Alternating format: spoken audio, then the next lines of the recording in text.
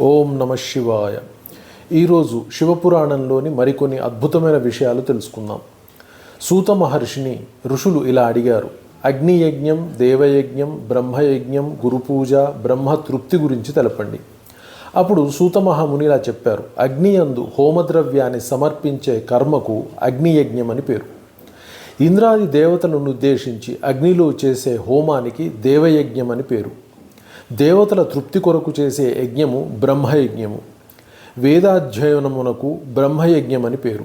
అగ్ని లేకుండా చేసే యజ్ఞాన్ని దేవయజ్ఞము అని అంటారు. సృష్టిలో సర్వజ్ఞుడైనటువంటి మహాదేవుడు లోక ఉపకారము కొరకు వారములు కల్పించాడు. మానవులకి సుఖదుఖాలకు సూచకాలైన ఆదిత్యాది గ్రహాలను ఆ వారాలకు ప్రభువులను చేసి జ్యోతిష్చక్రంలో పరమేశ్వరుడు ప్రతిష్ఠించాడు.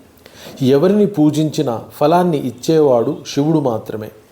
దేవతల ప్రీతి కొరకు మంత్రజపం, హోమం, దానం, తపస్సు మరియు సమారాధన చెయ్యాలి. ఆదివారం నాడు సూర్యుని పూజించి బ్రాహ్మణులకు భోజనం పెట్టాలి. ఆ విధంగా చేసినట్టయితే కళ్ళ రోగము, శిరోరోగము, కుష్టు, ఇతర చర్మరోగ నివారణ జరుగుతుంది. సోమవారం నాడు సంపద కొరకు లక్ష్మీదేవిని ఆరాధించాలి. మంగళవారం నాడు రోగ నివారణార్థం కాళికాదేవిని పూజించాలి. బుధవారం నాడు కుటుంబంలోని వారి ఆరోగ్యం కొరకు, క్షేమం కొరకు విష్ణువును పూజించాలి. గురువారం నాడు ఆయువును, ఆరోగ్యాన్ని కోరి దేవతలను పూజించాలి. శుక్రవారం నాడు భోగముల కొరకు దేవతలను పూజించాలి. అలాగే బ్రాహ్మణులకు భోజనం పెట్టి సత్కరించాలి.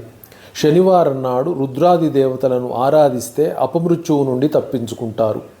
దేవతారాధన ప్రతిరోజు చెయ్యాలి.